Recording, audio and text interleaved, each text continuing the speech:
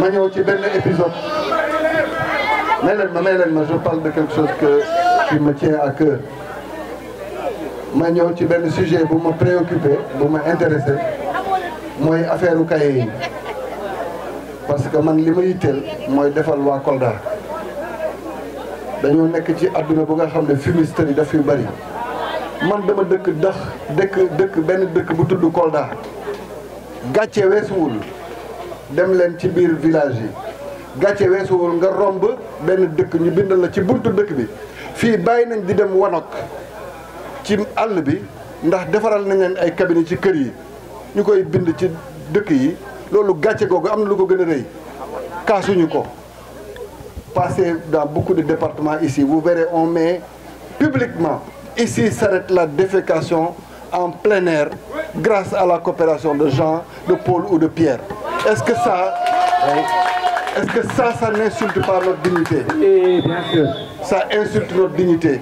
suñu gëmee réew mi bu ñu gëmee li ñuy def nañu ñëw xeex loolu dindi ko parce que man sama ay mbokk la ñuy waxal sama ay mbokk la ñuy wax ni ci biti ci mbedd bi la ñuy def seen soxla ñu bind ko ci mbedd yi loolu gàcce googu xeexuñu ko di xeex yëfu ñàkk fayda man Kolda lay waxal faalewuma leen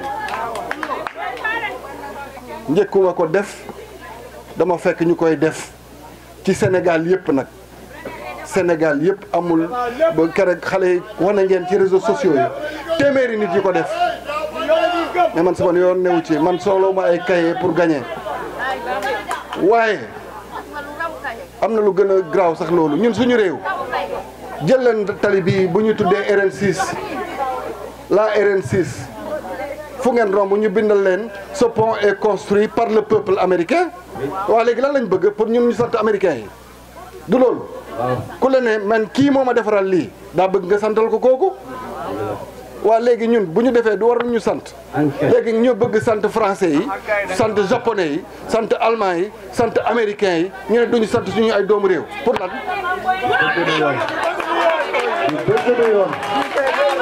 jullikaayu yàlla yi sax nañu waxante dëgg ngir yàlla déglu leen may ba leen tàccu yi moi je parle à l'opinion nationale déglu leen mais tontu de wallahi xam ngeen ni bu ma neexoon def ko ci télé Dakar yi fii laa koy defee fii mooy sama gox ndax man samay mbokk laa doon defal s'ils veulent se battre pour la dignité de ce pays-là, qu'ils refusent que dans tous les édifices publics, que sur toutes les infrastructures, que partout dans ce pays-là, on nous mette, qu'on nous a offert un hôpital, qu'on nous a offert une route, qu'on nous a offert un manguier, ça, grâce à un pays. Parce que quand on l'écrit, c'est pour qu'on réclame une reconnaissance par rapport à ce pays-là. Et alors, où est la dignité nationale? Si vous vous battez, je parle à Birahim, je commence par toi, Birahim Seck. Si tu te dis société civile, si tu te bats pour ce pays-là, refuse que notre dignité nationale soit bafouée parce que des pays nous ont offert des véhicules, que des pays nous ont offert des ambulances, que des pays nous ont offert des infrastructures, fut-elle vitale pour l'économie de notre pays. Je commence par ça. Si vous étiez là pour ce peuple-là, si vous vous dites patriote, encore une fois, si vous vous dites patriote, réveillez l'orgueil national, refusez que chez moi à Kolda, on écrive sur les routes, ici s'arrête la défécation en plein air grâce à la coopération d'un pays ou d'une ONG ou d'une association. Parce que ça bafoue ma dignité. C'est ça votre combat. Vous n'êtes pas là pour la dignité nationale. Vous êtes là pour des calculs politiciens. Soyez dignes dans vos combats. Croyez en ce que vous faites. Ce pays est le nôtre. On va le construire ensemble. Vous êtes là, vous vous contentez d'accepter la coopération internationale. Quand notre pays tend la main, vous êtes tous d'accord et vous ne vous plaignez pas. Mais même les maisons de Dieu, quand on les construit, vous voyez combien d'associations et combien d'ONG vous mettent devant les mosquées, que cette mosquée a été construite grâce à cette association. Et vous ne vous en offusquez pas. Arrêtez votre indignation sélective. Moi, je suis un fils de la Casamance. Je suis un fils de Kolda. Et je me bats pour restaurer la dignité de ces fils et de ces filles dignes qui se battent au quotidien pour changer leur quotidien. Je fais exprès de le dire comme ça. Vous vous trompez de cible. Je ne suis pas votre cible, je n'ai pas votre temps. Et pour vous dire, je suis à l'aise. Aujourd'hui, je recommence la distribution des cahiers à Kolda. J'en ai amené 5000. On va commencer parce que les cahiers vont être changés. On va les donner parce qu'ils ne vont pas me détourner de l'objectif. Parce que j'ai des parents d'élèves qui n'ont pas de cahiers à donner à leurs enfants. Si ce n'était pas légal, dites-le. Maintenant, si c'est légal et que vous pensez que c'est inopportun, mais posez la réflexion au niveau national, dites pourquoi et dans quelles conditions on doit faire des dons aux Sénégalais et aux localités et pour chacun au niveau de sa collectivité. C'est ça un débat sérieux.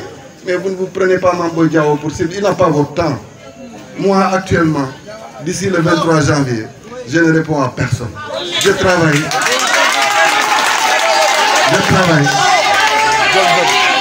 Avec les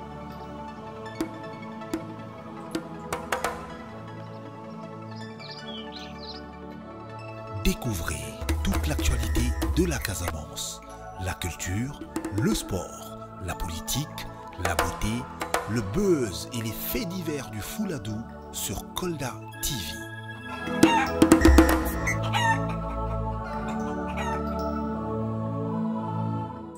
Vous pouvez ainsi suivre toutes vos vidéos en ligne sur votre chaîne régionale. Kolda TV, la technologie au service de la créativité et de l'innovation.